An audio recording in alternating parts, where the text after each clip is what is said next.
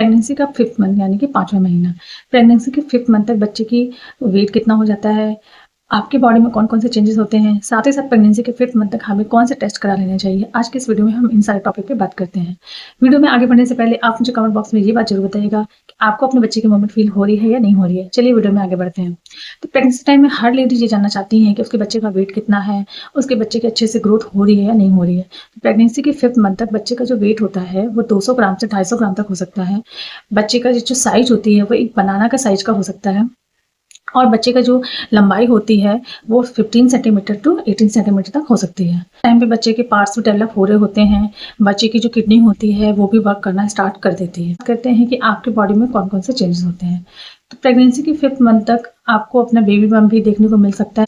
Number 2 की pregnancy के 5th month तक आपको बॉडी में इचिंग की भी प्रॉब्लम हो सकती है। तो उसके लिए आपको ध्यान में ये रखना है कि आपको जितना अपनी बॉडी को बहुत अच्छे से मॉइस्चराइज करके रखना है। आप किसी भी अच्छे मॉइस्चराइजर का यूज़ कर सकते हैं, कोकोनट ऑयल का यूज़ कर सकते हैं या फिर कोई भी स्टेटमस जो क्रीम होती है उसको आप स्टार्टिंग से ही लगा सकते हैं, जिससे कि आपको स्टेटमस ना हो, आपको इचिंग ना हो। अगर आपको इचिंग बहुत ज़्यादा हो रही है, हाथ में, पैर में, बॉडी में बहुत ज़्यादा इचिंग हो रही है, तो इस केस में आपको अवॉइड नहीं करना चाहिए। उसमें आपको डॉक्टर के पास तुरंत जाना चाहिए, क्योंकि वो इचिंग किसी और रीज़न की वजह से भी हो सकती है। नंबर 3 कि आपको प्रेगनेंसी के 5th मंथ तक आपके ब्रेस्ट है उसमें बहुत ज़्यादा भारीपन देखने को मिलेगा और आसपास का एरिया जो होता है, निपल के आसपास का एरिया तो बहुत ज़्यादा ब्लैक हो जाता है और वो भी बहुत ज़्यादा ड्राई हो जाती है। तो आपको किसी भी अच्छे निपल बटर क्रीम जो आती है उसका यूज करना चाहिए, जिससे कि वो ड्राइनेस ना हो। तो इस टाइम तक पैरों में बहुत ज़्यादा स्वेलिंग की भी प्रॉब्लम हो सकती है, किसी किसी लोगों को होता है। तो आपको ध्यान में ये रखना है कि प्रेगनेंसी के 5th मंथ तक आपको अपने पैरों को लटकाकर बहुत ज़्यादा देर तक नहीं बैठना है, आपको बहुत देर तक नहीं बैठना है, बहुत देर तक खड़े नहीं रहना है और जब भी बैठे तो एक सपोर्ट लेके बैठे, पैरों के नीचे एक स्टूल लगा कर बैठे। किसी किसी को प्रेगनेंसी के 5th मंथ तक बहुत ज़्यादा कॉन्स्टिपेशन, कब्ज की भी प्रॉब्लम होती है। तो ऐसे में आपको ध्यान में ये रखना है कि आपको बाहर के खाना नहीं खाना है, आपको बहुत ज़्यादा ऑयली मसालेदार खाना नहीं खाना है, आपको बहुत देर तक भूखा नहीं रहना है। आप कोशिश करें कि अपनी डाइट में दही, छाछ ये सारी चीज़ें अच्छे से इंक्लूड करें, नींबू पानी अच्छे से पिएँ, ताकि आपको कब्ज एंड कॉन्स्टिपेशन की प्रॉब्लम ना हो। ग्रीन वेजिटेबल्स खाएँ, फ्रूट्स खाएँ, तो ये सारी चीज़ें भी आपको ध्यान में रखनी है। आपको एक बैलेंस डाइट लेना है, आपको अपनी डाइट में अच्छे से प्रोटीन, आयरन, कैल्शियम ये सारी चीज़ें अच्छे से इंक्लूड करनी है, जिससे कि बच्चे का अच्छे से वेट गेन हो और बच्चे को अच्छे से सारे न्यूट्रिशन मिल सके। प्रेगनेंसी के 5th मंथ तक बहुत सारे लोगों को स्ट्रेस मार्क्स की भी प्रॉब्लम हो जाती है, तो उसके लिए भी आपको किसी भी अच्छे स्ट्रेस मार्क्स क्रीम का या फिर अपने बॉडी को मॉइस्चराइज करके रखना है।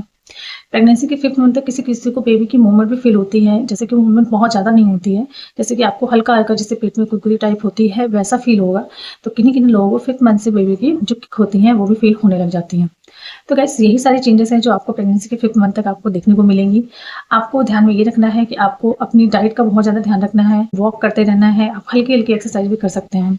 किसी-किसी लोगों को प्रेगनेंसी के 5th मंथ तक सोने में भी बहुत ज़्यादा प्रॉब्लम होती है, अच्छे से नींद नहीं आती है, उनके कमर में बहुत ज़्यादा दर्द होती है, पैरों में बहुत ज़्यादा दर्द होता है, तो सोने के लिए मैटरनिटी पिलोज़ का यूज़ करें या फिर नॉर्मल पिलोज़ का भी यूज़ कर सकते हैं।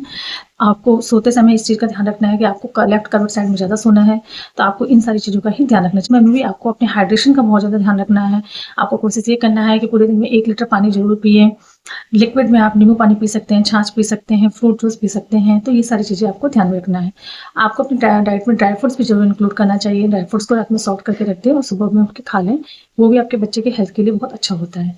तो आपको अपनी डाइट में ये सारी चीज़ें अच्छे से इंक्लूड करनी है। जो 5th मंथ है यानी कि जो 18 से 20 हफ्ते वाला जो वीक होता है, उसमें आपको लेवल 2 एनुअल स्कैन ज़रूर कराना चाहिए, जिससे कि आपके बच्चे की कोई एबनॉर्मलिटी नहीं है, बच्चे का वेट अच्छे से हो रहा है, बच्चे के जो पार्ट्स हैं वो सारे अच्छे से डेवलप हो रहे हैं, ये सारी चीज़ें पता चलती हैं। तो आपको प्रेगनेंसी के 5th मंथ में ये टेस्ट भी ज़रूर करा लेना चाहिए।